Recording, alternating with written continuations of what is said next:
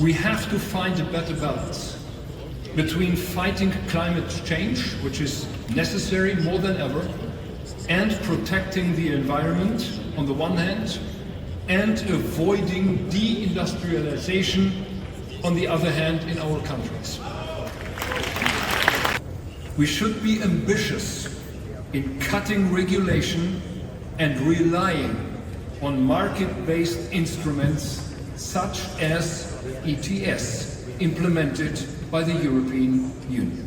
Us fight over regulation on all levels. Frankly, when I read that after we are annoying people with fixed bottle caps or beeping cars, now we will ask people to have their cars checked every year instead of every 2 years. Do we really make the EU more unpopular with such kinds of regulation?